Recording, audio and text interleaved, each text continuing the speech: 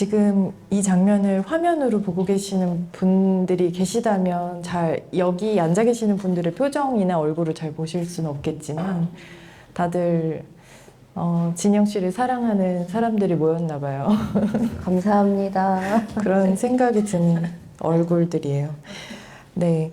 그러면 오늘 이 자리 먼저 좀 격식을 차리고 그런 다음에 이제 이야기를 나눠보도록 하려고 하는데요. 오늘 이 자리는 46회 이상문학상 대상을 받은 최진영 작가님이랑 작가님이 대상 수상한 소설을 가지고 이야기를 나누는 낭독회 자리이고요.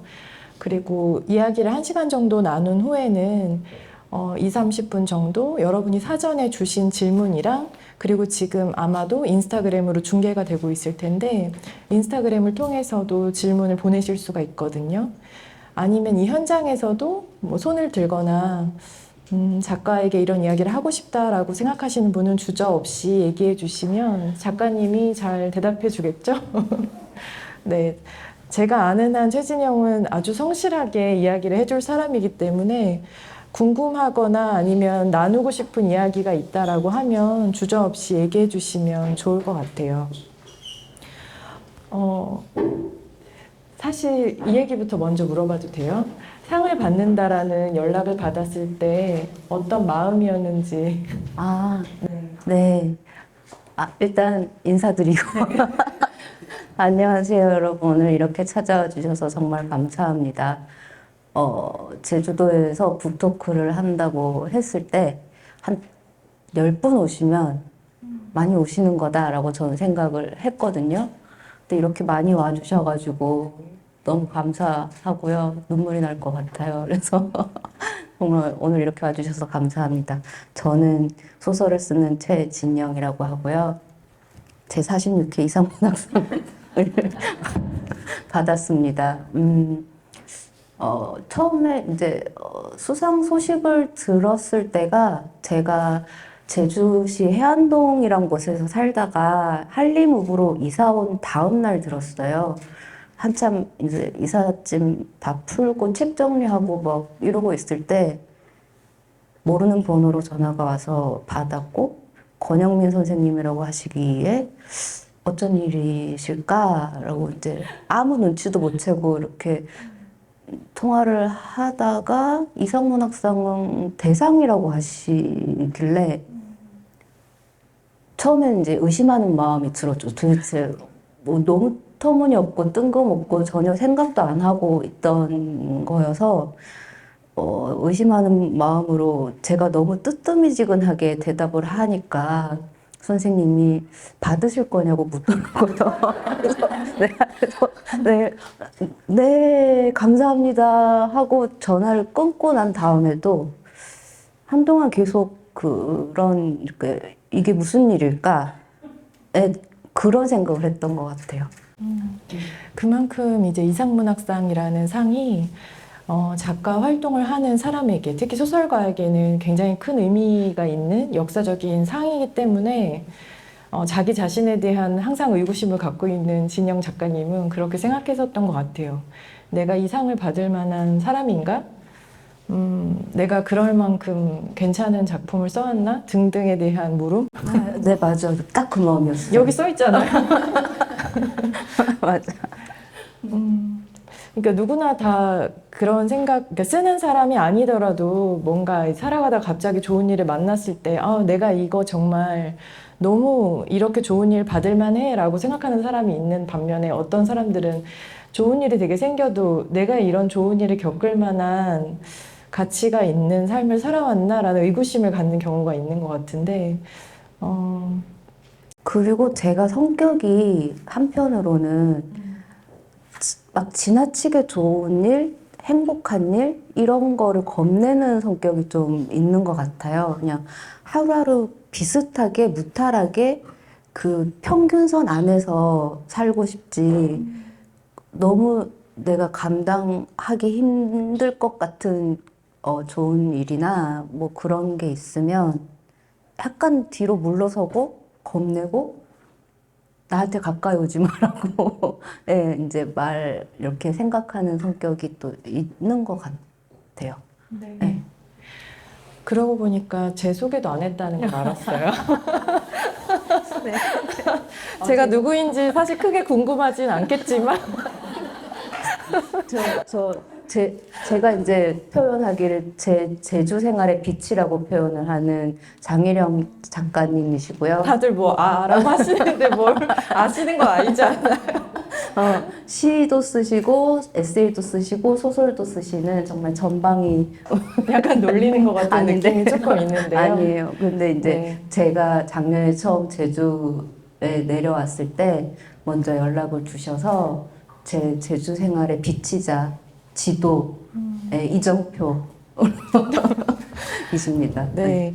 아까 이제 진영님의 이야기를 들으셨던 분들 중에 제주 지리를 잘 모르면 한림 옹포라고 하면은 대체 어딘지도 모르시는 분들도 많을 텐데요. 한림 옹포는 제주 지도를 펴놨을 때 정서쪽 정도에 있는 곳인 것 같아요. 근데 진영님이 1년 전에 처음 이사를 왔을 때는 아까 얘기하는 해안동 쪽에 있었고 거기가 노형이라고 해서 제주 북쪽에 신도시 근처에 있는 동네였는데 어떻게 거기로 최진영이라는 사람이 이사를 왔다는 걸 알게 됐어요. 사실 전혀 모르는 사이였는데 왠지 도움이 필요할 것 같다는 생각이 들었어요. 뭔지 모르겠지만.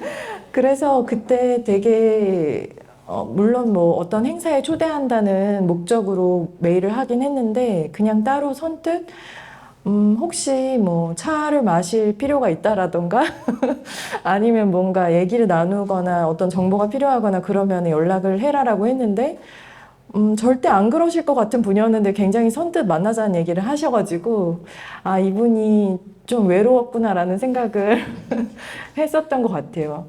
근데 제가 그런 말을 꺼낼 수 있었던 거는 제가 그런 상태였었기 때문에 반대로 이제 이 사람에게도 그런 게 필요하지 않을까라는 생각을 한 거였었거든요.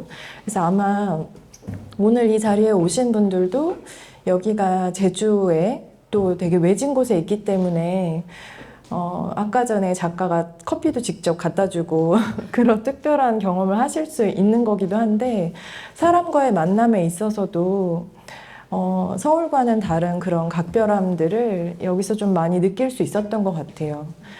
소설 얘기로 들어가면 이 소설이 그러니까 최진영 작가가 제주에 와서 집필을 하게 되었었던 소설이고 이거를 쓰던 시기에 이 작가로는 썼던 김혜진 작가랑 같이 셋이 만날 일이 있었었는데 그때 요즘에 집을 짓는 과정에 대한 유튜브를 보고 있다. 그리고 원래 단편이라는 거를 착수하면 한두 달 좀 짧게 빠르게 쳐서 써내는 편인데 너무 길게 작품을 잡고 있다? 이래도 되는 걸까라는 의구심이 들며 장편은 지금 손을 대지 못하고 있는데 과연 이렇게 살아도 되는 것인가? 이런 얘기를 하고 있었던 시간이 책을 읽는데 이제 되게 스쳐 지나가더라고요. 저한테는 두 개의 트랙이 이제 갔던 것 같아요. 그래서 그 시기에 대해서, 그러니까 작품을 제주에서 쓴다는 거, 그리고 그때 그 집 짓는 유튜브를 보던 시간에 대해서 얘기해 주시면 좋을 것 같아요. 아, 그렇네요. 그때 작년 4월, 5월 이쯤이었는데 제주 동쪽 여기서 완전히 반대편 동쪽 종달리에 있는 책자국이란 그 작은 서점에서 김혜진 작가님의 북토크가 있었고, 그러니까 전 김혜진 작가님 좋아하니까 내가 가겠다. 그러고 이제 갔었죠, 동쪽에. 그때 진행을 또 혜령 작가님이 보고 계셨고, 그래서 이제 행사가 끝나고 셋이 맥주 한 잔 하면서 요즘의 근황에 대해서 얘기를 하다가 제가 맥주 한 잔을 길에서 했던 것 같아요. 네, 길에서 나무 벤치에 앉아가지고. 왜냐하면 술을 성산 쪽에서는 늦게까지 네. 파는 곳이 없어서 맞아요. 그냥 편의점에서 맥주를 사서 길에 앉아서 목이 이렇게 뜯기면서. 막. 김혜진 씨를 처음 만나는 거였는데 네, 근데 또 묘하게 혜령 작가님이 사회 봐주시고, 김혜진 작가님이 작가로 써주시고 하니까 또, 이 필연 같은 우연은 뭔가라는 생각도 들고, 네, 그렇네요. 이 홈 스위트 홈 같은 경우는 제가 제주에 내려와서 두 번째로 쓴 단편 소설이고요. 첫 번째로 쓴 단편 소설이 백신혜 선생님 글 읽고 쓴 우리는 천천히 오래오래 그거를 겨울에 썼고 이제 그 끝내고 원래 홈 스위트 홈의 마감이 7월 말인가 그랬어요. 근데 저는 절대 7월 말, 8월 초에 마감인 단편 소설을 6개월 전에 쓰지 않거든요. 2달 전에 쓰죠. 근데 그때는 뭔가 제가 그 육지에 있을 때 너무 쫓기듯이 그러니까 밀린 과제하듯이 너무 기계적으로 글을 쓰는 것에 대한 한멸감이 좀 있었어요. 그래서 제주에 내려왔으니까 좀 다르게 하자라는 생각이 들어서 6개월까지는 아니지만 5, 6개월이 남은 이제 마감의 단편을 천천히 쓰기 시작했고 이거를 내가 더 어떻게 고칠 수 없다라는 생각을 하면서도 계속 들여다보고 있었고, 예, 그랬던 단편 소설이죠. 예. 저는 그때 당시에 집을 짓는 과정에 대한 유튜브를 보고 있다 그래서 대체 무슨 소설을 쓰길래 그런 걸 보고 있나. 그리고 이제 앞으로 제주에 집을 짓고 살 생각을 갖고 있는다고도 생각이 들어가지고 그런 예습을 하려고 하는 건가? 뭐 이런 생각들을 했었던 것 같아요.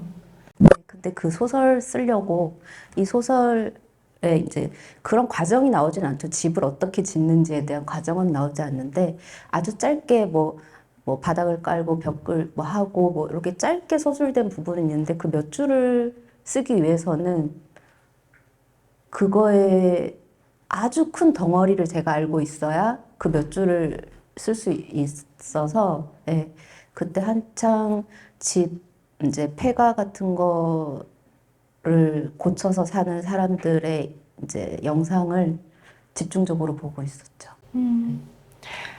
그러니까 이제 소설 쓰는 사람들은 어떻게 보면 되게 가성비가 떨어지는 거예요.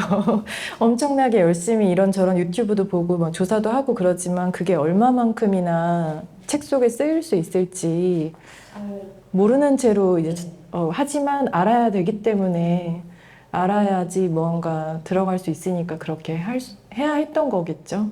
그냥 그 집 짓는 과정이 들어가는 게 아니고 거기서 한 2, 3차에 더 깊이 들어간 사유 같은 게 소설에 쓰이는 것 같아요. 집을 짓는 과정을 보면서 들었던 생각?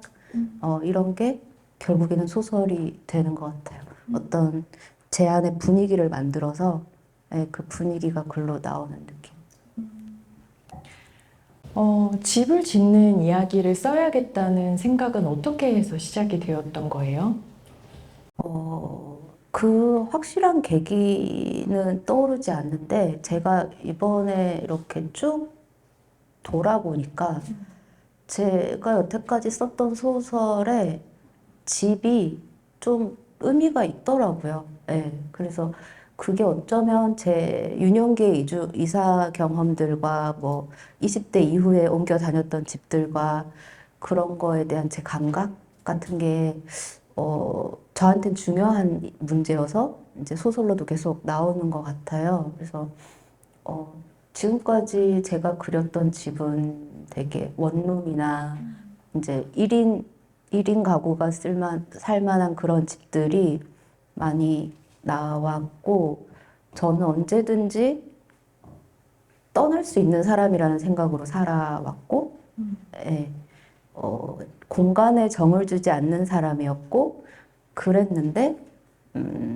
그 의미가 단편 소설인 겨울방학을 기점으로 조금씩 변했던 것 같고요. 이제 저도 모르겠어요. 사람이 변하는 존재여서 나이가 들다 보니까 소설에도 썼지만 이제는 내가 살다가 죽고 싶은 집을 하나는 이제 마련해야 되지 않을까? 언제나 떠날 생각만 하다가 이제는 떠날 수 없어요. 네. 네. 제가 무슨 제주도지사는 아니지만 너무 여기에 여러 가지를 버려놨어요. 네. 뭐 그것도 수고하면 되죠. 근데 이제는 조금 그런 공간에 대해서도 꿈꿔보게 된 것 같아요. 네. 나이가 든 거겠죠. 그러니까 작가가 지내왔었던 공간의 어떤 이주 경험, 변화 같은 것들이 작품에도 그리고 작가가 얼마나의 나이를 먹고 지금 세월을 살아왔는지도 결국에 작품에 반영이 될 수밖에 없다는 이야기이기도 한 것 같아요. 네, 그러니까 저의 첫 단편인 팽이라는 소설에서는 소설에서도 집이 되게 집이라기보다는 방의 개념이었는데 굉장히 중요한 의미였고 주인공이 그 집을 버리고 떠나면서 끝나고요. 첫 장편 소설인 당신의 불스쳐간 그 소녀의 이름은 같은 경우는 소녀가 집을 찾아 끊임없이 떠돌죠. 그러니까 가족을 찾아서 진짜 부모를 찾아서 그래서 공간이 계속 변하고 이동하고 하는 느낌이었고 그게 어느 정도 계속 그런 정서가 30대 중반까지는 계속 유지되다가 어느 순간부터는 조금 더 따뜻한 시선으로 애틋한 시선으로 그러니까 내가 사는 공간을 바라보는 방향으로 조금은 변한 것 같아요. 그걸 제가 뭐 의식하고 한 게 아니고 그게 저의 변화인 것 같아요. 아마 이 소설을 보신 분들도 자기의 이주사에 대해서 생각을 많이 해보지 않았을까라는 생각이 드는데요. 저는 이제 지금 제주시 삼도 이동이라고 원도심에 살고 있는데 거기로 이제 1년 전쯤에 이주를 한 거예요. 그 전에는 제주시의 또 다른, 그러니까 중산간 지역이라고 좀 깊은 곳에 지냈었거든요. 근데 이제 그때 옮겨오게 되면서 하는 게 그 적을 등록하는 거잖아요. 그러니까 내가 여기로 이제 입주했다라는 거를 동사무소에 가서 신고를 하고 신고하면서 이제 좀 떼보기도 하잖아요. 근데 이전에 초본을 뗄 일이 있었는데 제가 30번을 이사를 했었더라고요. 제 나이가 그렇게까지 많진 않은데. 그래서 근데 어렸을 때 많이 네, 근데 마치 이 소설에 나오는 것처럼 기억 속에 없는 이사 같은 것들이 근데 뭔가 내가 꼭 다 아는 것만 같은 그런 이사들이 존재하는 거예요. 거기서 거긴 집 주소로 이사가 되게 많이 일어났더라고요. 한 구에서 네, 네. 저는 이제 은평구 지방령이었었거든요. 그러니까 은평구가 서울시에서도 좀 못 사는 동네에 속하는 그런 축이잖아요. 근데 거기서 연신내에서 태어나서 구파발, 진간내동, 증산동, 역촌동, 뭐 연신내 뭐 거의 그 언저리를 계속 맴도는 생활이었었던 것 같고 여기에 열거된 어떤 이 사람이 사는 주거 형태의 변화가 좀 열거되는 게 있잖아요. 돈으로 열거되긴 하지만 뭐 500에 30 이런 식으로. 근데 그 집들의 궤적에 대해서 생각을 해보게 되더라고요. 저도 이번 홈 스위트 홈 쓰면서 쫙 훑어봤어요. 제가 기억나는 제가 살아온 집들을. 그게 아마 최진영이라는 사람이 제주로 이주를 한 것이 굉장히 큰 변화이기 때문에 훑어보셔야 했던 것일 수도 있겠다는 생각도 들어요. 항상 이제 떠도는 식으로 생각했었는데 여기까지 온 다음에는 여기서 또 떠돌 수는 없으니까. 네, 사람 이름. 네, 뭐, 네, 이제는, 네, 머물러 봐야죠. 네. 그 이쯤에서 제가 작가님한테 좀 낭독을 해달라고 했었는데 길게는 못 하겠대요. 근데 이제 그래도 앞부분 한번 들어보면 좋을 것 같아서 앞부분 낭독을 한번 부탁을 드려보도록 하겠습니다. 네. 너무 길게 하면 지루하실까 봐. 아이고, 그래도 평소보다는 길게. 작가님이 낭독할 부분 정해주셨어요. 그래서 제가 더 많이 하라고 했는데 거절했어요. 소설의 첫 부분입니다. 네, 낭독하겠습니다. 기억 속 최초의 집에는 우물이 있었다. 평소에는 나무 판자로 우물 위를 덮어두었다가 필요할 때마다 판자를 열고 두레박으로 물을 길어 올렸다. 마당은 흙바닥, 지붕은 검은 기와. 대문은 없었고 외양간인지 창고인지 알 수 없는 작은 별채를 사이에 두고 마당과 골목을 구분했다. 환하고 건조한 날씨가 오래 지속되는 계절에도 우물의 돌덩이에는 초록색 이끼가 피어 있었다. 그리고 노란 민들레. 돛돌과 흙바닥 틈새에 벽과 벽의 모서리에 뿌리를 내렸던 별 같은 꽃. 비가 그친 어느 날에는 툇마루에 청개구리가 나타났다. 당시 두어 살이던 내 손바닥보다 작고 깨끗해 보이던 연두색 생명체. 나는 손을 뻗었고 청개구리는 폴짝폴짝 뛰어 사라져 버렸다. 나는 울었다. 왜 울었을까? 그때 내가 운 이유는 아무도 모른다. 나조차 잊어서 영영 모를 것이 되었다. 그런 일들에 대해 요즘 자주 생각한다. 분명 일어났으나 아무도 모르는 일들. 기억하는 유일한 존재와 함께 사라져버리는 무수한 순간들. 그런 것들에 무슨 의미가 있나 싶다가도 한 사람의 인생이란 바로 그런 것들의 총합이라고 생각하면 의미가 없을 수만은 없고, 폭우에 빗방울 하나, 폭설에 눈송이 하나, 해변에 모래알 하나, 그 하나가 존재하는 것과 존재하지 않는 것에 무슨 차이가 있을까? 그렇지만 나는 청개구리를 기억한다. 이유를 망각한 나의 울음을 기억한다. 아주 많은 것을 잊으며 살아가는 중에도 고집스럽게 남아있는 기억이 있다. 왜 남아있는지 나조차 알 수 없는 기억들. 나의 선택으로 기억하는 것이 아니라 기억이 나를 선택하여 남아있는 것만 같다. 청개구리가 나를 선택했다. 얼마 지나지 않아 우리는 그 집을 떠났다. 그 집에 새로 들어간 사람들은 지붕과 벽을 허물고 벽돌집을 지었다. 우물을 메우고 마당에 잔디를 깔고 대문을 만들었다. 옛집은 완전히 사라졌다. 몇 년 전 엄마와 함께 그 집 앞을 지나갈 일이 있었다. 수십 년의 세월만큼 낡은 벽돌집을 가리키며 나는 기와집과 우물에 대한 기억을 불쑥 말했고 엄마는 놀라서 대답했다. 그래, 우물을 중앙에 둔 기역자 형태의 집이 여기 있었어. 하지만 네가 그것을 기억한다는 건 말이 안 돼. 나 역시 말이 안 된다고 생각했지만 기억은 기억.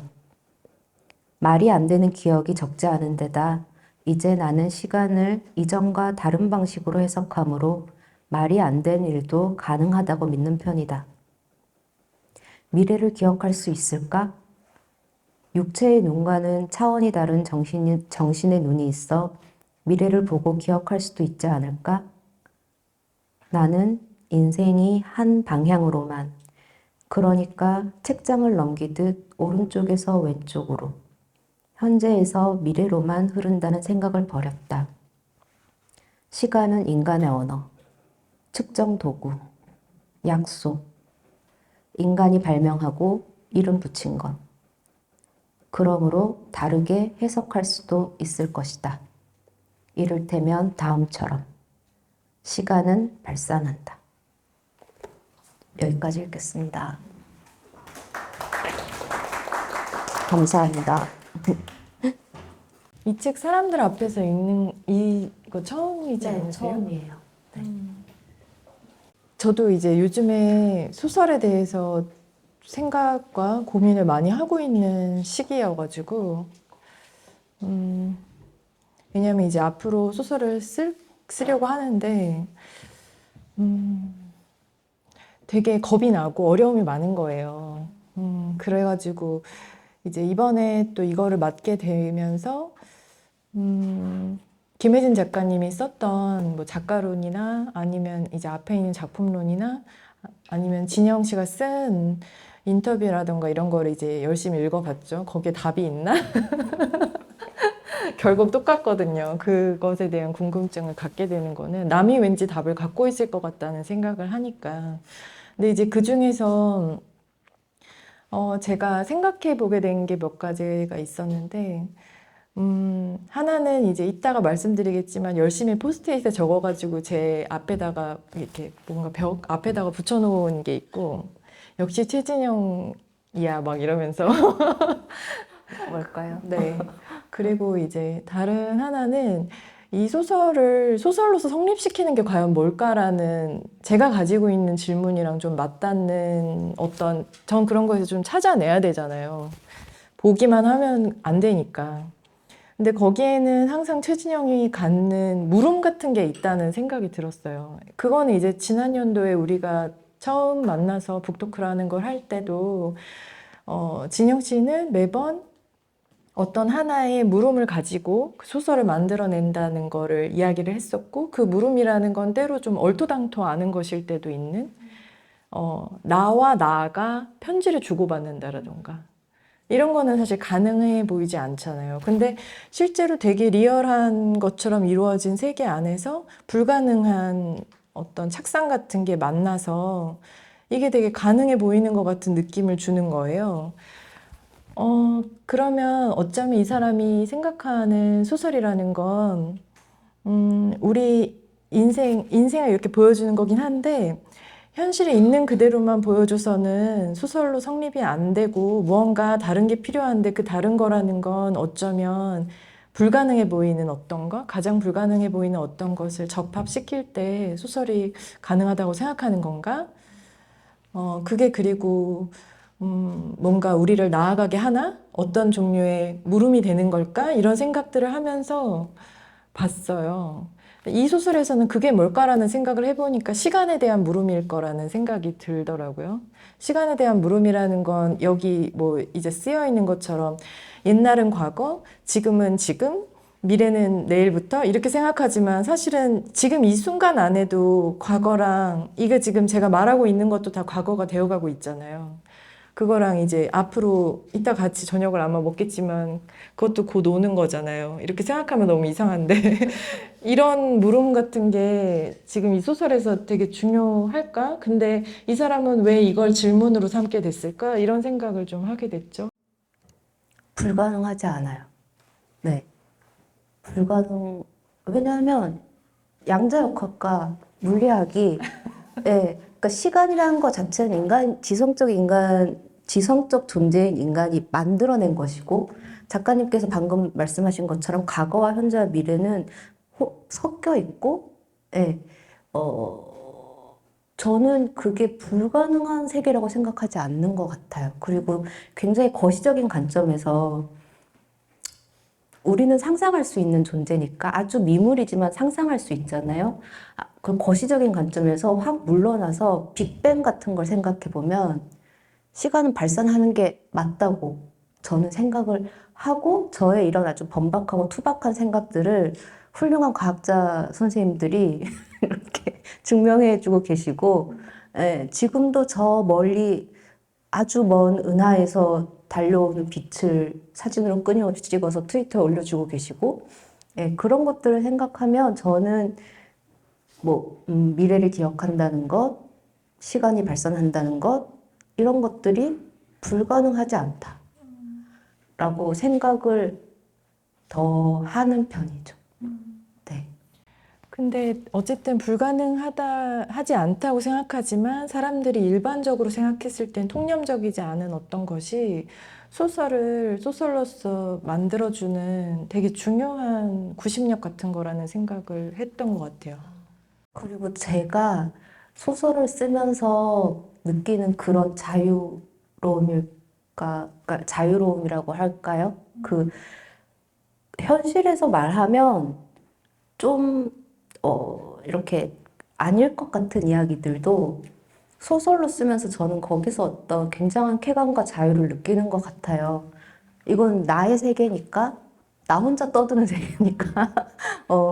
그리고 그런 것을 소설을 쓰면서 발견할 때 그런 깨우침이 저를 좀 더, 삶의 방향으로 끌어당기는 것 같아요. 그러니까 이 이야기도 이제 몇 번 한 이야기지만, 홈 스위트 홈을 쓸 때도 저는 제가 왜 이 소설을 쓰고 있는지 몰랐어요. 그냥 쓰고 싶은 걸 썼어요. 근데 쓰다 보니까 제가 사랑과 천국을 이곳에 두고 가겠다라는 문장을 쓰고 있더라고요. 근데 그 문장을 쓰는 순간 내가 이 소설에서 얻은 것은 이것이다라는 거를 느꼈거든요. 그러니까 이거를 찾으려고 내가 이 소설을 썼나 보다. 그렇게 뭔가 한 편의 소설을 쓸 때마다 배우는 것이 있더라고요, 제가. 어디에서 배우는 건지 모르겠지만 그 소설을 쓰는 과정을 통해서 깨닫는 것들이 있어요. 그것을 느끼기 위해서 계속 소설을 쓰고 있는 것 같아요. 제가 그래서 그 포스트잇에 붙여놨다는 얘기 중에 하나가 이 대목인데요. 그 여기 문학적 자서전 안에 들어있어요. 두려운데요. 뭔데? 그쵸? 자기가 쓰고 난 다음에 뭔 얘기를 썼는지가 잘 기억이 안 나죠? 형편없는 삶에 머물고 싶지 않다.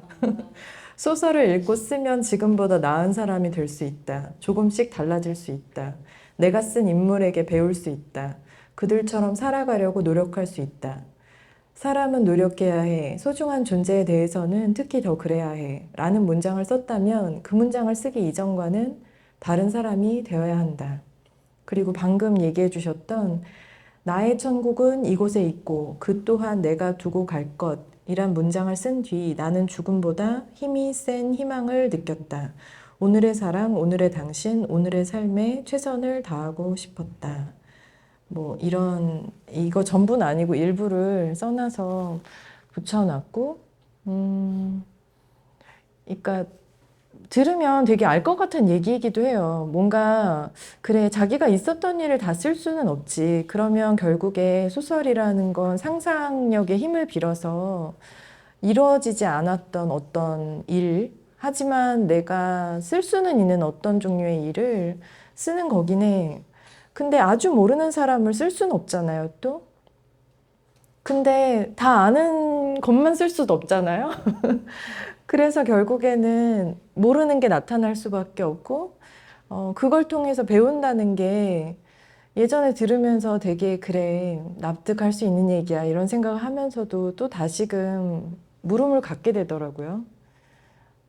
왜냐면은 이 소설 속에 많은 부분이 최진영을 상당히 닮아 있다는 생각을 하면서 읽었고, 그렇지만 최진영이 살아가지 않은 어떤 경로의 또 다른 삶을 보여주고 있다는 생각이 들었거든요. 근데 그 사람한테서 뭘 어떻게 배울 수 있다는 걸까요? 그러니까 이게 제가 이제 작가님의 질문을 제대로 이해했는지는 모르겠지만 제가 이해한 대로 이제 대답을 하자면 그 대답을 할 건데 네. 사실 우리의 모든 소통이 이렇죠. 맞아요. 상대가 어떤 질문을 했는지 저는 100% 이해하지 못하고 결국엔 제가 이해한 대로 대답을 하죠. 이게 일반적인 소통이잖아요.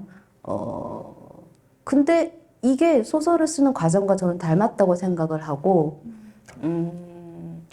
제가 소설을 쓸 때 가장 중요하게 생각하는 것은 나는, 그러니까 내가 쓰는 이야기이긴 하지만 나는 이 이야기가 어떻게 될지 알 수 없어. 그러니까 제가 정해놓은 길로 소설을 끌고 가려고 하지 않고, 소설이 가는 대로 제가 따라가는 편이에요. 네, 그래서 한편으로는 그러니까 아까 말씀하신 것처럼 이게 과연 말이 되나? 라는 의심 같은 게 들 때도 있거든요. 그러니까 저의 어떤 지금까지 쓴 소설들을 다 보면 그런 식이죠. 그러니까 뭐 죽은 연인의 몸을 먹거나 뭐 이제 과거에 나와 미래에 내가 편지를 주고받거나 뭐 아포칼립스 알 수 없는 바이러스가 퍼지고 있는데 사람들이 러시아로 가는데 러시아로 가는 과정은 잘 그려져 있지 않고 뭔가 이렇게 되게 대단히 일어나지 않을 법한 일을 제가 하나를 넣는 것 같아요. 근데 물론 저도 그런 걸 쓰면서 저도 고민을 하고 이제 망설이고 두려워하죠. 이래도 되나? 라고 하는데 그런 이래도 되나라는 이성보다는 소설에서는 이렇게 할 수 있어. 그리고 내가 하고자 하는 말은 사람의 몸을 먹는 게 아니야. 나는 사랑을 얘기하는 거야. 좀 더 집중하는 거죠. 내가 여기서 하고자 하는 말은 바이러스를 어떻게 피할 수 있는지가 아니야. 사랑을 말하고자 하는 거야. 그러면 내가 좀 더 이제 근본적으로 말하고 싶어 하는 이 거대한 어떤 주제를 위해서 요 정도는 쓰자. 요 정도는 허용하자라고 이제 스스로 납득시키는 면이 있는 것도 같고. 배우는 거예요. 배우는 거. 그쵸. 우리의 소통이 이렇다니까. 배우는 거? 내가 나에게서? 네, 그러니까 그러니까 이게 참 되게 묘한 어떤 건데요. 내가 아주 안 살았던 이야기를 쓸 수는 없어. 어느 정도는 좀 살았던 얘기로부터 출발할 수밖에 없는데, 근데 에세이를 쓰는 거는 아니고 내가 살지 않았던 어떤 가능성을 가지고 또 쓰게 되잖아요. 그래서 결국엔 어쩌면 나의 이야기일 수도 있는데, 그것에게서 무엇을 어떻게 배우지? 이런 생각이 들어요. 그러니까, 사실 그래요. 제가 쓴 모든 소설의 주인공은 저거든요. 이름만 다르지, 저는 아까 말씀하신 것처럼 모르는 인물에 대해서 쓸 수는 없기 때문에 저는 굉장히 다양한 상황 속에 저를 집어넣고 그 인물에게 감정이입을 해서 쓰기 때문에 인물들이 다 비슷비슷합니다. 예, 하는 생각, 행동, 어떤 대처 방법 다 비슷한데요. 저는 저를 모르거든요. 저는 제가 어떤 사람인지 모르겠어요. 안다고 생각해 본 적이 없는 것 같아요. 네. 그래서 어떤 상황 속에 저를 던져놓고 글을 쓰는 거지만, 그래서 그 인물이 저라고 생각하지만 글을 쓰다 보면 제 안에는 한 번도 존재한 적 없었던 것 같은 문장들이 나오거든요. 근데 그거는 제가 쓴 거잖아요. 그러니까 내가 여태 모르고 살던 내가 쓴 거라고 저는 생각을 하고, 이거는 되게 철학적인 질문인데, 나라는 것은 도대체 뭔가, 나는 누구인가요? 나는 육체인가요? 나의 이 생각은 전부 내 생각인가요? 아니거든요. 모두 어딘가에서 제가 경험하거나 들었거나 읽었거나 봤거나 했던 것들이 제가 되는 건데, 그 중에서 나의 것만을 찾자면 그런 건 저는 없다고 생각을 해요. 나는 무엇인가? 나는 누구인가? 나는 어떤 존재인가? 자체도 굉장히 커다란 철학적인 질문인데 굉장히 재미있는 질문이고, 이런 걸로 소설 써도 좋을 것 같고. 네, 저는 저를 잘 모르겠어요. 네. 네, 내가 누구인지 여전히 모르고, 나도 내가 모르는, 하지만 나 안에 있긴 있었던 어떤 종류의 문장이 튀어나오고, 그래서 내가 되는 꿈도 나왔었나 봐요. 네. 근데 정말 소설 쓸 때 쾌감이 있어요. 그러니까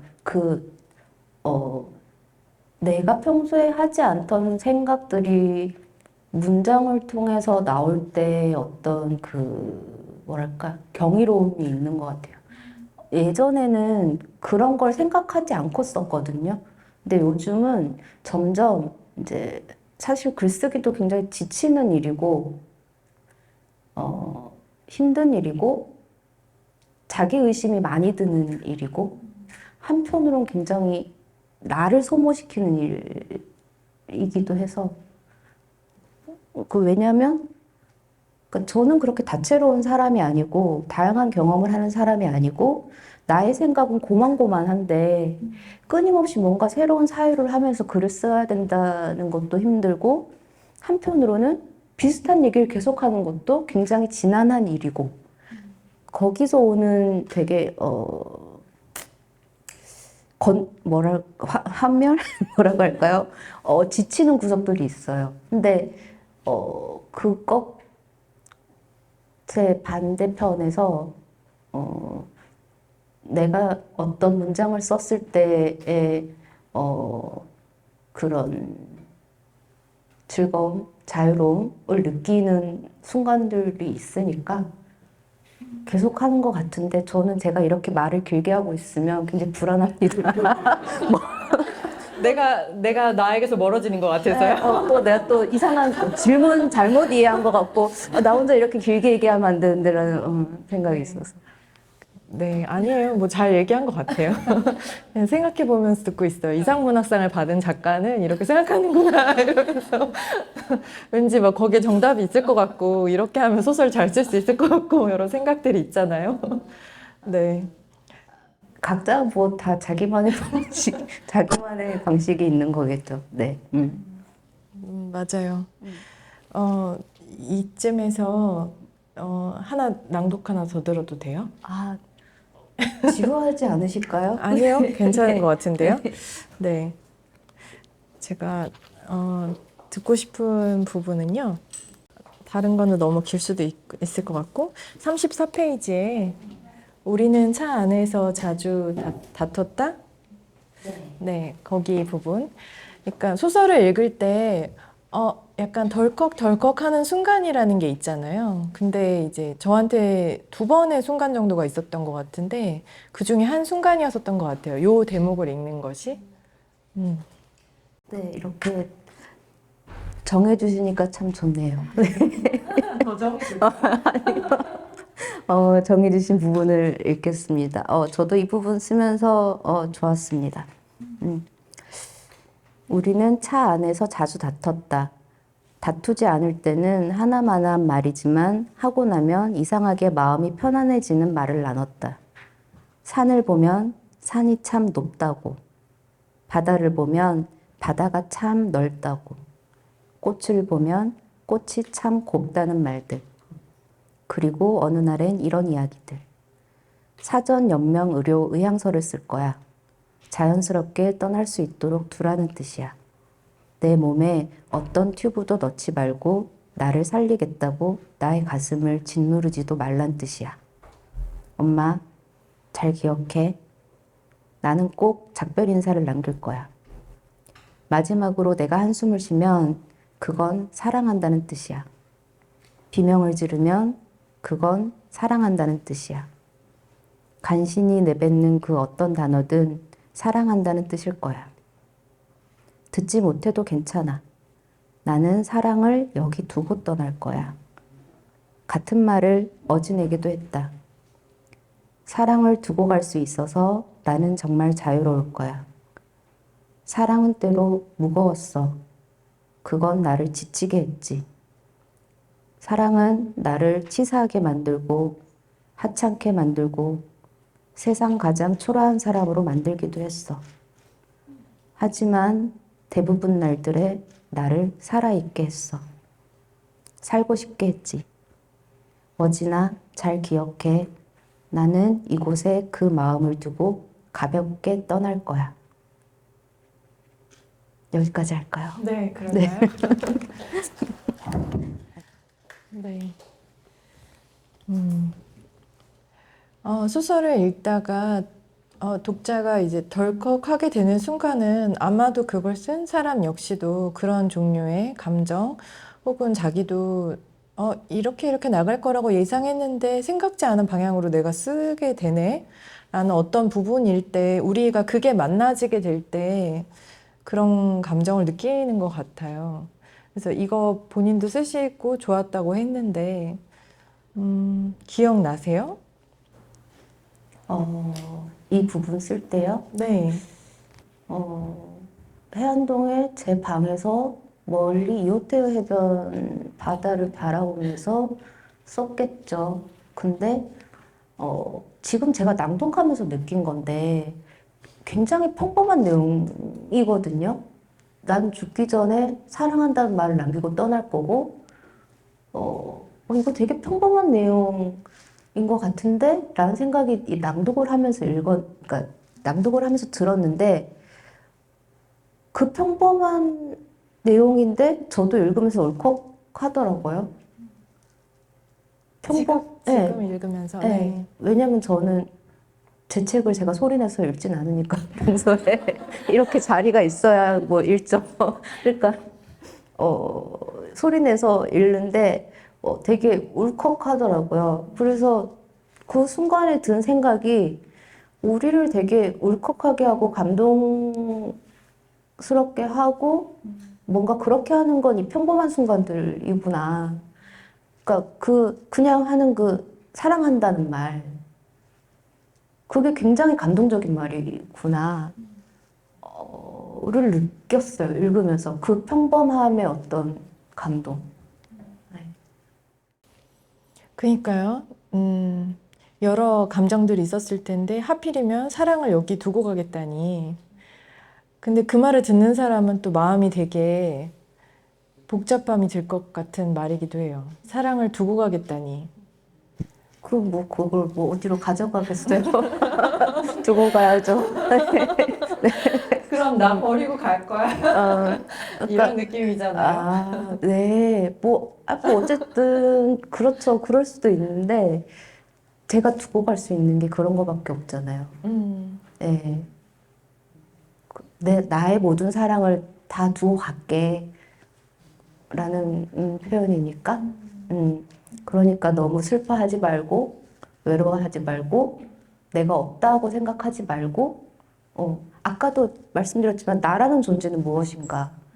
육체인가? 정신인가? 영혼인가? 끊임없이 생각하다 보면,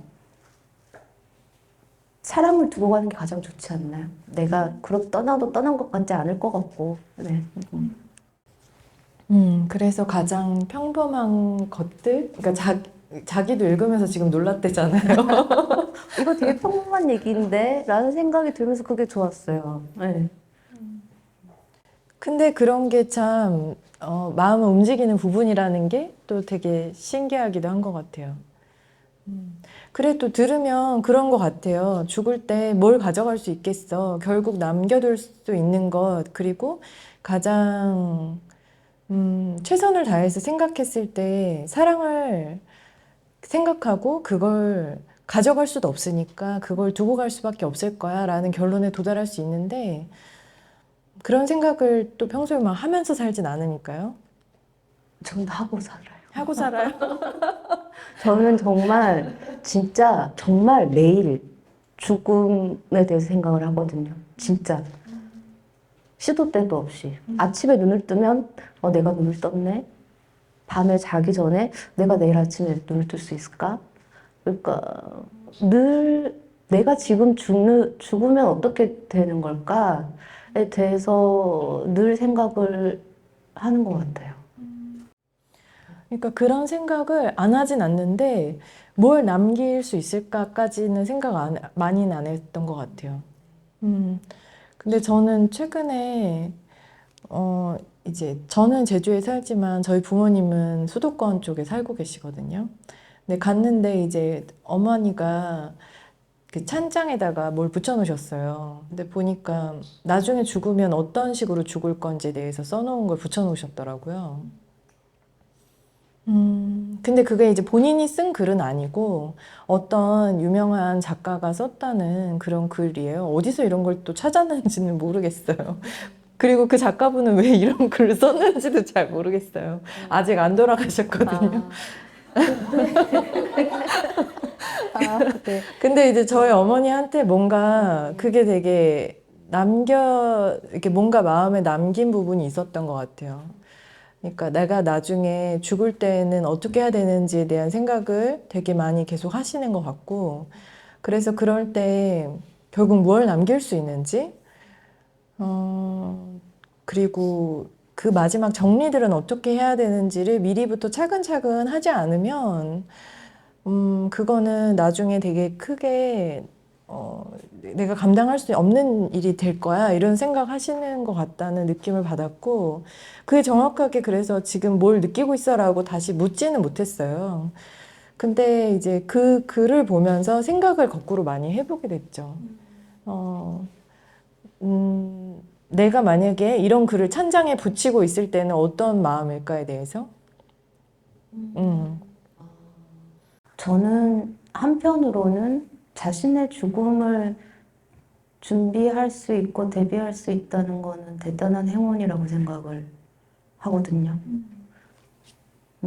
그래서 제가 늘 죽음에 대해서 생각을 한다는 거는 내가 지금 살아있다는 걸 느낀다는 뜻이어가지고, 예, 죽음에 대한 생각은 살아있음을 가장 생생하게 느낄 수 있는 방법이기도 하고, 그게 죽음이 두려워서 하는 생각일 수도 있지만, 그냥 좀 이렇게 담대한 마음으로, 예, 모두가 겪는 죽음이고, 나에게도 언제 어떻게 닥칠지 알 수 없는 나의 죽음이고, 그러니까 좀 더, 그러니까 그 두려움이나 공포 같은 걸 내려놓고, 그래, 언젠가 내가 겪을 일이라고 조금 더 친밀하게, 대수롭지 않게 생각하는 방법인 것도 같아요. 예, 그게 근데 나의 죽음에 대해서는 얼마든지 그렇게 생각할 수 있어요. 되게 가볍게, 담대하게. 근데 이거를 당신의 죽음이라고 생각해버리면 저는 절대 그렇게 담대해지지가 않거든요. 그러니까 한없이 슬퍼지고, 살 수 없을 것 같고, 고통스러워지고, 뭐, 세상이 다 뭐 없어질 것 같은 것 같고, 그렇게 왜 나의 죽음에 대해서는 이토록 내가 담대하면서 타인의 죽음에 대해서는 이렇게 두려워하고 무서워하는가, 에 대한 생각으로 이 소설의 마지막에 쓴 게 이제 폭우의 빗방울 하나, 저기 해변의 모래알 하나가 있는 것과 없는 것은 다르다라는 결론이 저는 내려진 거죠. 그러니까 당신이 있는 세상과 없는 세상은 너무 다르니까, 네. 그래서 그렇게 결론을 내린 것 같아요. 지구의 관점에서는 우리가 눈 한 송이나 모래 한 알 정도랑 비슷한 걸 수 있겠네요. 지구는 인간에게 관심이 없습니다. 마지막 문장이 네. 인간에게 관심 있는 종은 인간뿐이에요. 이 자의식 과잉의 인간뿐이고, 우주든 지구든 신이든 인간에게, 나에게 관심이 없어요. 네. 이제 주셨던 질문이 제법 몇 가지 정도 있었는데, 그거 얘기하기 전에 하나 더 낭독을. 얼마든지 하긴 하겠는데. 네. 아, 네. 왜냐하면 이게 마지막 낭독이 되지 않을까 싶으니까요. 그래서 27페이지에 미래를 기억할 수 있을까? 라는 그 물음부터 이 부분 또한 이제 제가 좀 덜컥거리게 됐었던 이제 두 가지 파트가 있다고 했잖아요.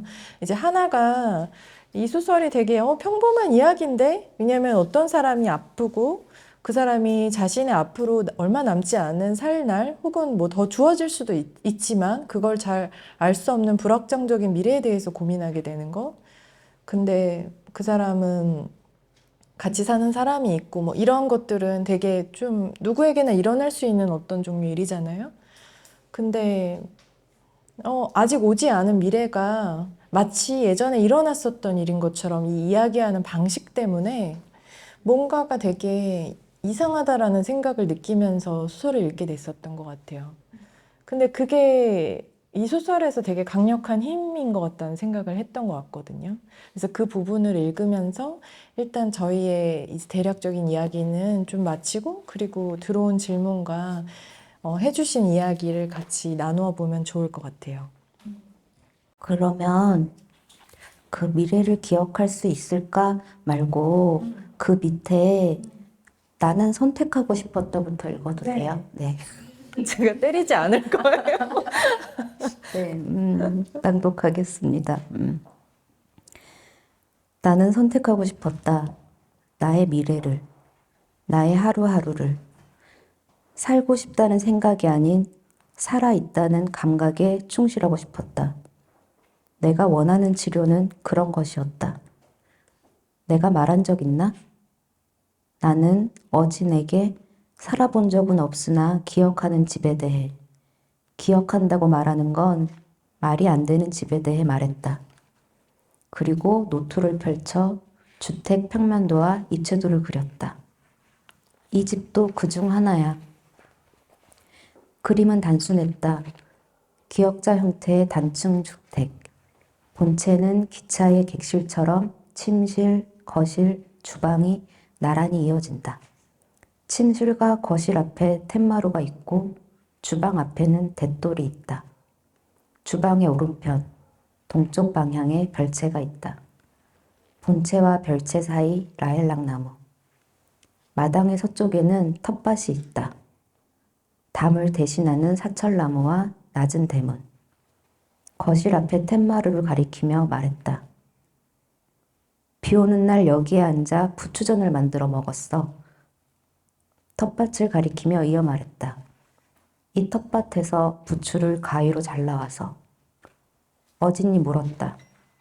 언제? 나는 대답했다. 미래의 어느 여름날. 주방 앞을 가리키며 덧붙였다. 여기에 하얀 꽃이 피어날 거야. 구절초나 마거리트 같은. 내가 씨앗을 뿌린 기억은 없지만. 어진이 대답했다. 그런 꽃은 저절로 피어나기도 해. 나는 고개를 끄덕이며 중얼거렸다. 그래, 저절로 피어도 좋겠다. 어진이 물었다. 지붕은 무슨 색이야? 하늘색. 텃밭에는 무엇을 키워? 초록색과 빨간색들. 대문은 노란색. 좋다. 부추전 말고 또 뭐가 있어? 무언가를 먹은 기억. 콩국수. 채 썬 오이랑 당근 얹어서. 눈이 많이 내리는 날에는 김치볶음밥. 계란지단 얹어서. 잠시 그림을 바라보다 말했다. 나는 이 집에서 죽어. 그 순간 내 주변 어딘가에 분명히 존재하는 미래와 희망을 느꼈다. 그럼 나는? 어진이 눈물을 닦으며 물었다.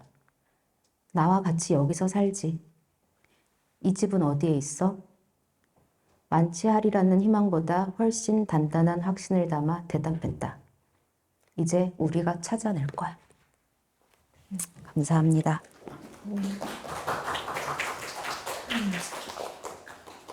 네, 이것도 이제 처음 읽었을 거죠? 네, 근데 아까 이 부분이랑 그리고 아까 읽어주셨던 그 부분. 그러니까 지금 이거는 아직 오지 않은 미래를 과거처럼 이야기하는 이 방식 때문에 근데 이 독자는 이 다가올 미래라는 게 그저 행복하지 않을 거라는 걸 알잖아요. 그게 이제 해피엔딩은 아닐 거라는 걸 알면서 보는 어떤 느낌이 되게 복잡함을 남기더라고요. 마음 안에. 저는 그래서 행복과 해피엔딩이란 개념도 다 다를 것 같아요. 저는 주인공이 행복하다고 생각해요. 네. 질병과 죽음을 고통과 비극으로 받아들이는 순간 불행해지는 거고,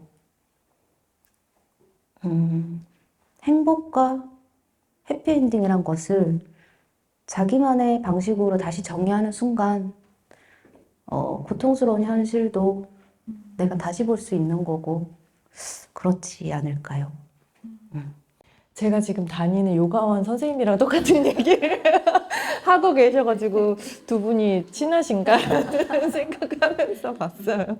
항상 행복과 불행이 양면인 거고 그래서 행복이란 말을 믿지 않으신다는 얘기를 하시더라고요. 네, 뭐, 그 통상적으로 생각하는 행복과 그런 것들을 다시금 자기만의 방식으로 정의 내려 보시면 좋겠습니다. 그래서 그 시간에 대한 물음, 시간을 과거, 현재, 미래로 나누는 것에 대한 어떤 종류의 물음, 시간은 발산하는 것이 아닌가라는 질문, 그리고 방금 말씀해 주셨던 자신의 미래에 어떤 병으로 인해서 죽음이 다가와 있다고 했을 때 그 사람이 그 삶을 어떻게 받아들이고 있나라는 어떤 태도, 그것을 과연 불행하다고 말할 수 있는가라는 물음 같은 것이 이런 물음들이 쌓여서 소설을 구성하게 되었었던 것 같아요. 이렇게 또 추정을 해보지만 또 이런 걸 또 쓰려고 하면 또 쉬운 게 아니죠. 네, 많은 도움을 받았습니다. 다시 말씀드리지만 넷플릭스의 엔드게임 뜻깊게 봤고요. 시사인의 이제 기획 기사 죽음의 미래 밑줄 치면서 봤고, 아파도 미안하지 않습니다를 아주 반성하면서 읽었고, 네, 그랬습니다. 김현수 선생님이 백석에 대해서 쓴 소설이 있잖아요. 일곱 해의 마지막이라는 소설이죠. 마지막 그 소설 끝나고 작가의 말 있는 부분에 앞뒤 맥락은 잘 기억이 안 나고 이루어지지 못한 일은 소설이 된다라는 표현이 있어요. 되게 멋있는 문장이기도 해가지고 그때 많이 이제 생각하게 됐었거든요. 그래서 김현수라는 사람은 자기의 인생이든 아니면 요즘 뭐 살아가는 사람들이든 뭐 친구든 아니면 심지어는 과거에 있었던 인물들에게든 그들에게 이루고 싶었던 무언가가 있었을 건데 이루어지지 못한 게 많잖아요. 대부분 그런 거니까 인생이. 근데 그 이루어지지 못한 부분이 소설의 영역이라고 생각하시는 거구나. 그리고 그거가 되게 많은 생각을 하게 됐어요. 그러니까 보통 이루어지지 못한다라고 하면 되게 그 부정적인 거라고 생각이 들잖아요. 난 막 이렇게 이루고 싶은 꿈이 있었어. 그때 그거는 잘 되지 않았고 뭔가가 안 된 거죠. 근데 그 부분이 소설의 영역일 수 있구나. 이거를 좀 생각 많이 해보게 됐었던 것 같고 지금 이 소설에도 적용돼요. 이렇게 대답을 하면 제가 너무 행복 전도사 같고, 정말 우리 요가 선생님 같아요. 네. 약간 요가 선생님 같고 행복 전도사 같은데 저는 또 이루어지지 않았다라고 생각을 안 하고 이것이 이루어졌네라고 생각을 하거든요. 그러니까 제가 막 그렇게 뭔가를 꿈꾸고 소망하는 인간은 아니에요, 사실은. 뭔가를 계획하고 꿈꾸고 소망하고 계획을 세우고 그것을 향해 달려가는 인간이 아니어서 그런지 이루어지지 않은 것을 생각하기보다는 이것이 이루어지지 않은 대신 뭔가가 있을 거 아니에요. 이것이 이루어졌네? 라고 바라보는, 그렇게 생각을 해야 좀 이렇게 스트레스 덜 받고 살 수 있는 것 같고요. 그래서, 그러니까 방금 제가 낭독한 부분도 그 뒤에 제가 에세이에 쓴 것 같은데, 오랫동안 꿈을 꾸면 그게 기억처럼 남아요. 그러니까 되게 사소한 경험인데 저도 에세이에 썼지만, 너무나도 속초바다에 가고 싶다는 생각을 많이 하고 그곳을 상상하면 내가 상상한 그 이미지가 기억처럼 남아요. 맞아요. 그 대목도 생각했어요. 저 그래서 이제 일본에 가려고 하는데 상상을 많이 했으니까 가면 너무 익숙하겠지 이런 생각하면서 봤어요. 그리고 지금 21세기는 온갖 정보가 넘쳐나잖아요. 가기 전에 모든 걸 우리는 체험하고 가는 거랑 비슷하거든요, 사실. 정보를 찾아보면. 근데 뭐 이것도 다른 얘기고. 오랫동안 꿈꾸면 기억이 되고, 기억이 된 미래는 나타납니다. 행복 전도사. 네, 알겠어요. 나타나는구나. 네. 음.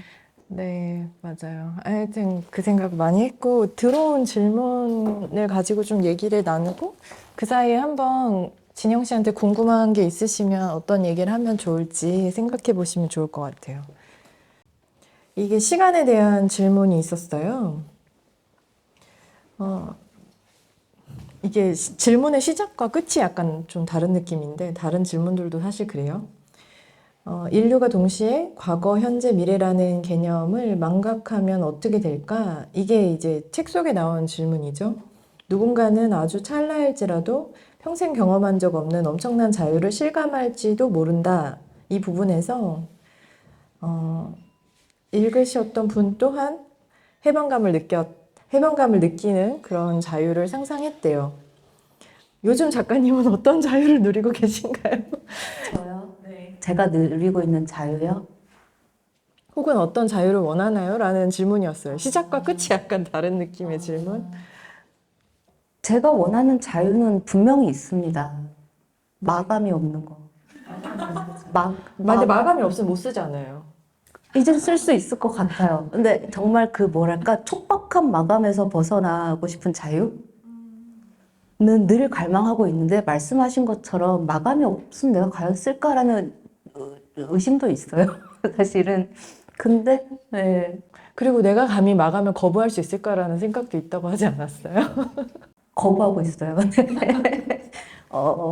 정말 뭐랄까 마감이 없는 상태에서 내가 쓰고 싶은 만큼 쓰고 싶다라는 자유를 갈망하고 있고요. 마찬가지 의미로 제가 누리고 있는 자유라면 글을 쓰는 자유겠죠. 그건 아무도 침범하지 못하고 나만의 세계고 나에게는 소설이 있어 라고 생각을 하면 저는 웬만한 거는 다 그냥 괜찮아지더라고요. 좀 뜬금없는 질문인데요. 가장 좋아하는 맥주와 와인을 알려달래요. 네, 여러분 제가 미각이 그렇게 훌륭하지 못하고 후각도 그렇게 썩 그렇게 훌륭하지 못해서 저는 그냥 가성비 좋은 가성비 좋은 저렴한 것들을 먹어도 제 안에 들어오면 다 똑같은 알코올이기 때문에 근데 잘 모릅니다.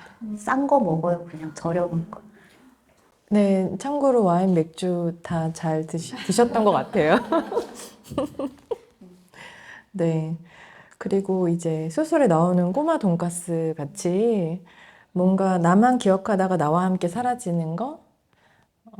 여기 이제 소설 첫 대목에도 그런 게 있잖아요. 나만 기억했는데 나마저도 기억을 못하면 그냥 사라지는 어떤 것들이 있는 것에 대해서. 그런 게 이제 작가에게도 있는지? 당연히 있으니까 썼겠지만, 아, 그 꼬마 돈가스의 맛에 대한 묘사나 그건 저의 진짜 중학교 시절의 경험이고 너무 신기하게 그 꼬마 돈가스의 맛이 아직도 기억이 나요. 네. 그렇게 뭐 훌륭한 맛은 아니었는데 되게 맛있게 먹었거든요.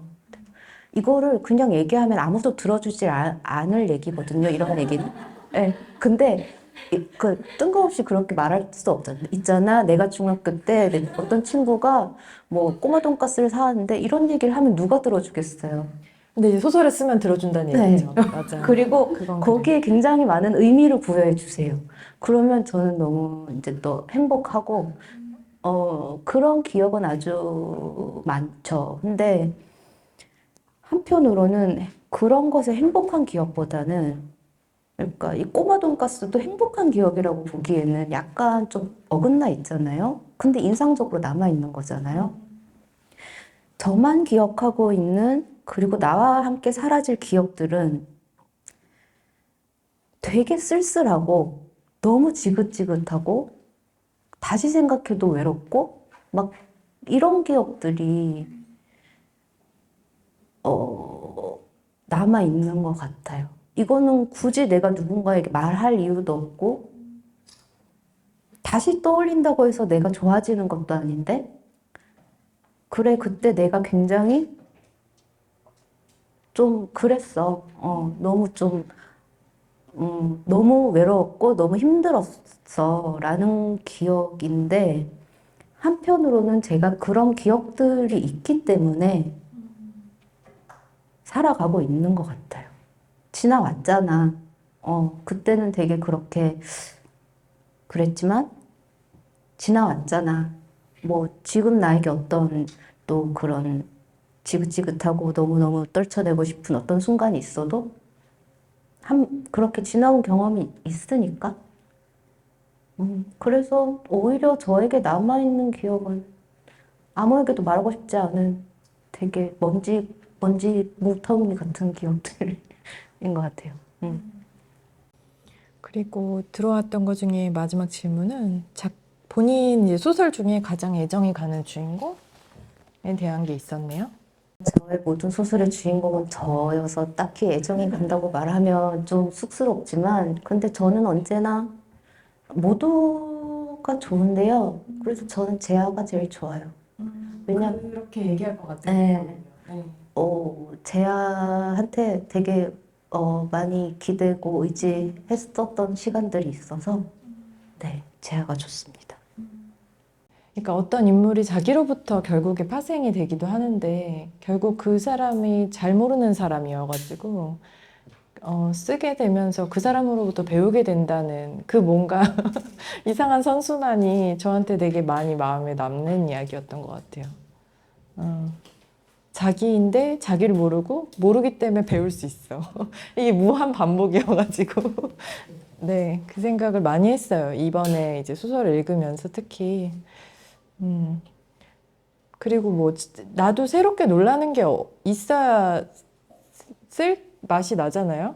뭐 다 아는 거라고 생각되는 거 써가지고는 뭐 이게 쓸 필요가 있나라는 생각을 하게 되니까 전 그랬던 것 같거든요. 안다는 것은 무엇인가에 대해서 우리가 또 알미란 무엇인가에 대해서 얘기하면 또 이것도 끝도 없거든요. 우리가 알고 있는 것이 제대로 알고 있는 것인가? 에 대해서 얘기를 하면 또 굉장히 우리가 밤을 샐 수도 있기 때문에 안다는 것, 저는 제가 뭔가를 안다고 선뜻 말하기가 두려워요. 네. 그러니까 내가 쓰는 이야기를 내가 알고 있어라고 말하기도 두렵고, 이 이야기는 내가 알아라고 이제 단언하기도 어렵고, 그런 과정에서 비틀비틀하면서 소설을 쓰다 보면 거기서 뭔가를 배울 수 있는 것 같아요. 자, 혹시 뭔가 질문이 들어온 게 있나요? 아니면 여기에 계신 분 중에서 뭔가 최진영에게 이런 걸 물어보고 싶다라는 게 있다면 주저없이 얘기해 주셔도 좋을 것 같아요. 네, 아무거나, 저요. 네. 들으면서 되게 물리학적인 사고를 소설을 통해서 표현하는 작가구나라는 생각이 들었고 테드창의 당신 인생의 이야기라는 이야기가 되게 많이 오버랩되는 부분들이 있었거든요. 이걸 읽으면서. 그래서 그러면서 테드창이 굳이 외계인의 출연을 빌려서 같이 얘기했던 것을 이 작가는 되게 우리 주변에서 소소한 것을 통해서 그걸 느끼게 해주는구나. 그래서 참 고맙다. 왜냐면 내 주변을 더 자세하게 보게 돼서. 그리고 우리가 되게 평범하다고 생각했던 것이 아까 왜 읽으면서 되게 뭉클 혹은 물컥 했다고 하는 거를 작가님만 느낀 게 아니라 듣는 사람들도 같이 느꼈거든요. 그러니까 그런 것이 갖는 힘, 그런 거에 대해서 다시 한번 주의를 환기시키게 된다. 그래서 고맙다. 그 질문을 하고 싶은 게 뭐냐면 결국은 시간이 발산적인 것 같다 이런 말씀을 했는데 언어가 갖는 발산적인 힘에 대해서 굉장히 믿고 계신 작가구나 라는 생각이 저는 들어요. 왜냐하면 본인은 내가 무슨 말 하는지 나는 잘 모르겠어요. 그리고 앞으로 무슨 말 할지도 모르겠어요. 뭐 이런 말을 했지만 그럼에도 불구하고 그 밑에 전제로 깔고 있는 건 언어가 갖는 발산적인 힘을 이 작가는 정말 믿는구나. 네. 그렇게 그래서 그걸 보고 싶었습니다. 일단, 테드창과 비교해 주셔서 몸둘 바를 모르겠지만, 감사합니다. 네. 예전에는 그런 걸 믿지 않았던 것 같아요. 언어가 가진 힘에 대해서 생각도 하지 않았고, 회의적이었고, 그랬는데, 제가 글을 쓰는 일을 10년 넘게 하다 보니까 믿을 수밖에 없어졌어요. 일단, 제가 하는 일이 언어를 사용하는 일이고, 언제나 내가 쓴 것 이상을 읽어주는 독자들이 있어요. 이것은 이상한 마법 같아요. 여기 지금 앉아 계신 분들. 네. 이거는, 그러니까 뭐라 설명하기 힘든 마법이다라는 생각이 들 정도로, 언어라는 것은 굉장히 한정적이고, 제한적이고, 너무나도 납작한 거잖아요. 우리가 표현할 수 없는 것들이 세상엔 훨씬 더 많잖아요. 언어로 표현할 수 없는 것들이. 근데 그 소수의 표현할 수 있는 것을 가지고 소설을 쓰면 굉장히 납작한 뭔가가 나온 것 같은데 그것을 읽은 사람들은 자기의 삶에 그 작품을 다시 대입시키고 자신의 생각과 사유들로 이 소설을 훨씬 더 다채롭게 해석을 하세요. 예, 그런 과정들을 겪다 보니까 언어를 믿을 수밖에 없어졌죠. 네, 저는 그 순간들도 굉장히 좋아합니다. 내가 쓴 글을 누군가가 읽고 자기만의 감상과 해석을 덧붙일 때 늘 어떤 마술을 보는 것 같아요. 그리고 언어를 믿지 않으면 제가 제 일을 계속할 수가 네, 맞아요. 맞아요. 자기가 쓰는 문장의 힘을 믿지 않으면 쓸 수 없는 것 같아요. 그 내가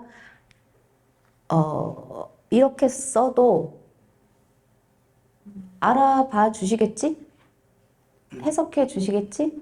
그러니까 내가 이 의자는 너무 딱딱해 라고 쓰면 각자의 감각과 기억으로 이것의 의미를 실어주겠지? 라는 그 인간에 대한 믿음. 책 정말 소설 되게 재밌게 읽었는데 혹시 그 여기 화자처럼 작가님이 기억하시는 미래의 어떤 집이 있으신지? 네. 주인공이 살고 싶어 하는 그 집입니다. 네. 라일락이 있어야 하고, 마거리트가 있고, 텃밭에 부추가 있으며, 저만의 개인적인 작업실이 하나 있어야 되고, 뭐 이런. 근데 그런 단축주택, 예, 그 집을 꿈꾸고 있습니다. 그리고 이건 또 여담인데, 이 소설 앞부분에 나오는 주인공이 기억한다는 건 말도 안 되는 집에 대한 그 서술도 그냥 제 경험이에요. 그러니까 제가 아주 갓난아기 때 잠깐 살았던 큰 외갓집에 대한 기억인데 그 집에 사진이 남아있는 것도 아니고 그 집을 기억하기에는 제가 너무 아기였는데 저는 그 집을 기억하거든요. 네. 그래서 그 소설에 나오는 말도 안 되는 상황도 이제 결국엔 제 경험입니다. 그 수업 때 궁금한 게 있는데요. 그 이재야 언니에서 영이 될 수 있어 라는 오셔도 돼요. 대사 쓰실 때 어떤 감정이셨는지 어떤 생각으로 쓰셨는지 궁금해요.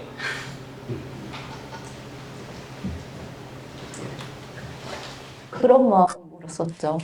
네. 사실 이래서 질문하기 싫어. 네. 그리고 비상문이라는 책 쓰실 때 왜 쓰게 되셨는지 너무 궁금했어요. 네. 그 이제야의 그 영이 될 수 있어는 지금 질문해주신 분이 마음으로 느끼는 그 마음으로 저도 쓴 것 같아요.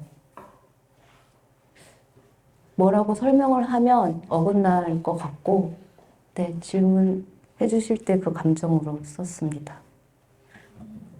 제가 덧붙이면, 작년에도 뭐 그 얘기 나눴었잖아요. 작년에는 또 하필이면 이재아 언니에게를 가지고 이야기했어가지고, 그때 이제 이재아 언니를 쓸 때, 어떻게 썼는지를 좀 얘기를 해줬었어요. 근데 되게, 작은 방에서 앉아가지고, 옷을 껴입고, 왜냐면 껴입어야 됐던 건 계속 좀 추운 느낌이었었다고 말했던 게 기억에 남는 것 같거든요. 아니요. 그러니까 아니에요? 평소에 다른 글은 밀폐된 제 방에서 무언가를 껴입고 쓰는데, 거꾸로 기억하고 있었어요. 네, 이제야 같은 경우는 혼자 그러고 있는 게 좀 싫어서, 바깥으로 나갔다. 네, 카페에 이거였군요. 가서, 네, 그럼 제가 반대로 기억하고 있었네요. 네, 그러니까 그때는 네, 그랬어요. 저는 그 백색 소음 이런 거 되게 싫어하거든요. 그리고 글 쓸 때 뭔가가 옆에 있는 것도 별로 안 좋아하는데 그때만큼은 그냥 그 넓은 창이 있는 스타벅스에 앉았었습니다. 사람들의 소리를 들으면서. 그리고 비상문을 쓸 때도 제가 너무 또렷이 기억이 나요. 제가 대전에 있는 레지던스에 6개월 있으면서 쓴 소설이고 그때가 기록적인 한파가 있던 겨울이었어요. 제주도에도 눈이 많이 왔던 걸로 기억을 하고 그때 막 영하 18도 뭐 이렇게 떨어졌나? 그래서 너무너무 추운 겨울이었어요. 그때 실제로 제가 지인의 이제 부고를 들었었고, 그 추운 겨울에. 그리고 계단을 걸어 올라가는데, 그 비상구 표시 등, 초록색 등 있잖아요. 계단에 다 붙어 있는 거. 그게 너무 이제 저한테 안 잊혀졌던 것 같아요. 그래서, 그러니까 늘 언제나 저는, 저에게 필요한 소설을 쓰거든요. 그건 다르게 얘기하면 그거 말고는 다른 생각을 할 수 없고, 이걸 내가 써야 다음으로 넘어갈 수 있고, 그런 것들이 있어서, 그때는 그렇게, 좀, 자살에 대해서 쓴다는 게 위험한 일이 될 수도 있다라는 생각 한편에 내가 지금 이걸 써야 다음으로 넘어갈 수 있다가 있어서 그때도 그 추운 겨울에 네, 최신우의 마음을 알고 싶은 군도를 생각하면서 썼습니다. 그리고 이것도 되게 대답이 긴 것 같지만 늘 생각지도 않았던 문장이 나온다고 했잖아요. 그 소설을 쓸 때도 그 굉장히 강렬했던 그 기억이 신우가 이제 금도의 상상 속에서 신우가 하는 말이 있어요. 다들 행복하려고 안달이지. 난 그게 끔찍해. 근데 그 문장을 쓰는 순간 그냥 이 문장을 쓰려고 내가 이걸 썼나 보다. 라고 생각했던 것 같아요. 행복하지 않아도 된다. 소재라는 말은 부적절한 것 같고요. 어떤 한 소설을 쓰게 만드는 어떤 추동력 내지는 원동력을 갖게 한 어떤 계기나 일이나 사건 같은 것들로 인해서 쓰기 시작하신 적이 있으신가? 아니면 항상 그런 식으로 쓰기 시작하시는 건가요?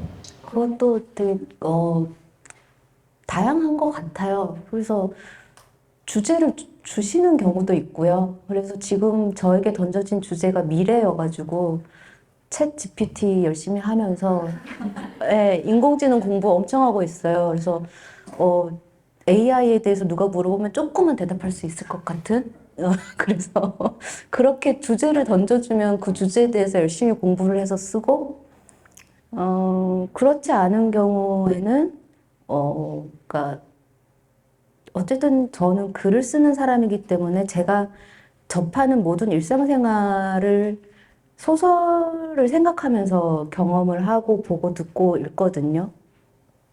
그래서 뭐 책을 읽거나 어떤 기사를 보거나 어떤 인물을 만나거나 어떤 상황을 경험했을 때 그것이 오랫동안 남아있는 경우에 소설이 되는 것 같아요. 그만큼 생각을 오래 하게 되니까.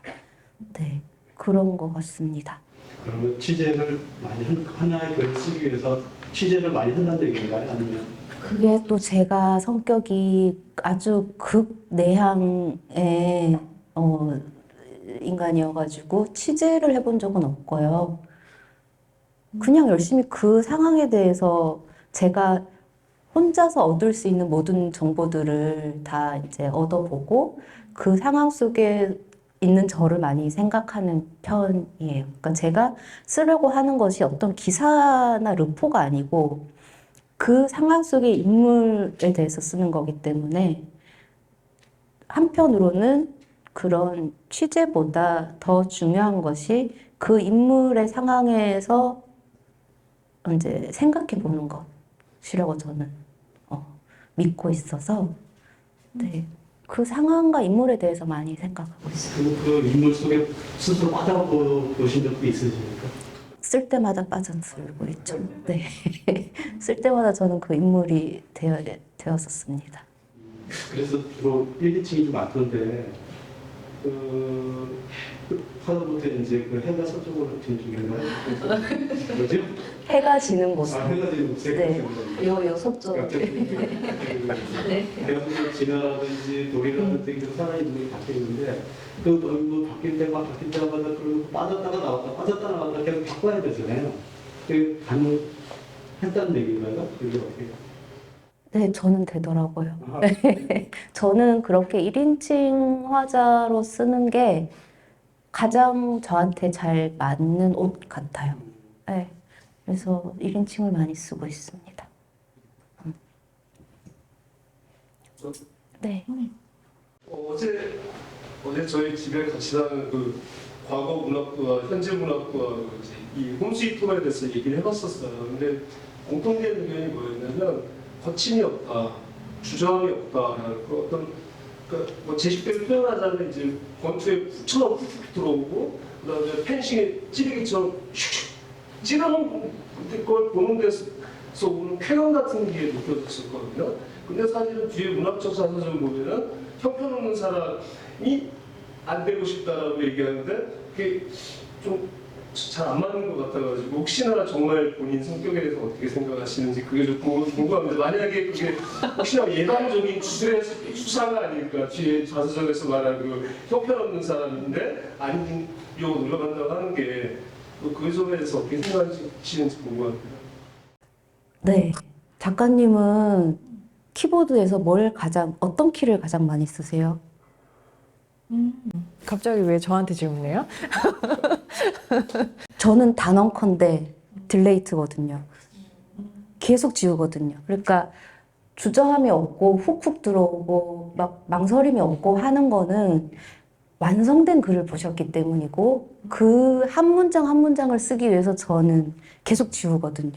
엄청나게 망설이고 주저하고 자기학 시즌 없이 그러고 있습니다. 근데 이제 저의 문체 자체가 간결하고 좀 짧고 그런 면이 있어서 그렇게 읽으시는 것 같고 근데 저는 스스로 제가 굉장히 형편없는 인간이라고 생각을 해요. 왜냐면 저는 아까는 안다는 것은 무엇인가에 대해서 얘기를 했지만 저는 남들이 모르는 내 모습을 또 너무 잘 알고 있거든요.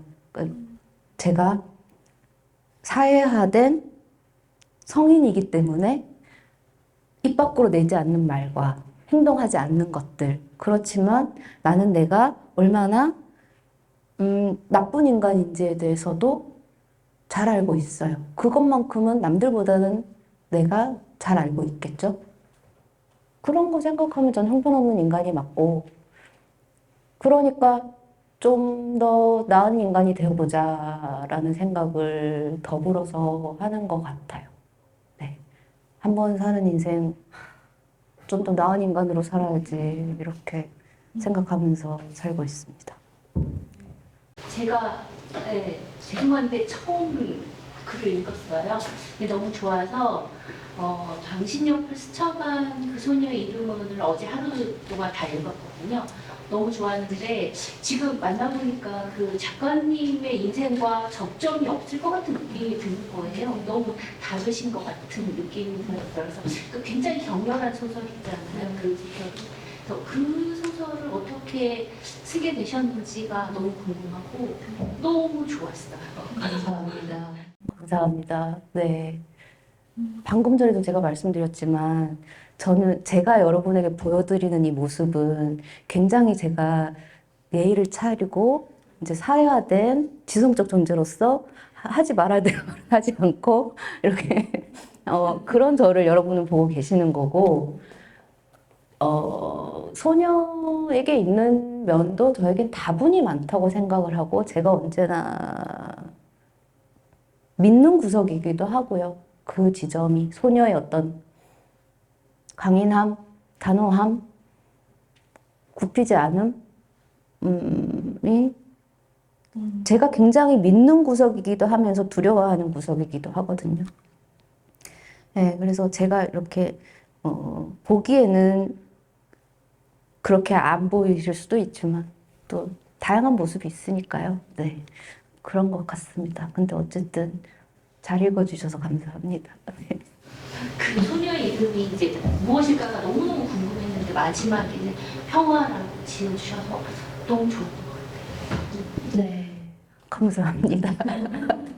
네. 네. 그래도 많은 분들이 책을 읽고 여러 이야기들을 나눠주셨었던 것 같고, 그리고 그 김혜진 작가가 소설을 보고 있는 독자들까지도 그 소설의 한 풍경인 것 같이 그 글을 써주셨더라고요. 작가론에. 근데 여기 이제 계신 분들 중에도 제가 한 번 봐서 낯이 익은 사람이 있을 정도니까 그전에도 계속 그 최진영 씨의 북토크나 뭐 만나는 자리에 가셨던 분들이 지속적으로 좀 오래 있었었던 것 같아요. 그리고 이제 소설 쓸 때 나로 출발하는 이야기가 많다고 했는데 또 10대, 20대 여성 화자, 자기와 좀 비슷하다고 느껴지는 그런 사람들의 이야기를 써왔고 또 그렇기 때문에 그 독자들이 동시대 나와 비슷한 여성의 삶에 대해서 관심을 가진 사람들이 또 독자가 되어가지고 이렇게 만나지게 되는 것 같다는 생각이 들기도 하고요. 제주까지 오실 줄은 몰랐지만 꾸준히 와주는 친구 같은, 이제는 전 친구라고 생각을 하거든요. 네, 오래된 독자 친구분들 와주셔서 감사하고, 네. 더불어 또 이렇게 와주신 모든 분들께 감사의 인사를, 애정을 담아 이렇게 정리를 제가 하는 건가요? 네.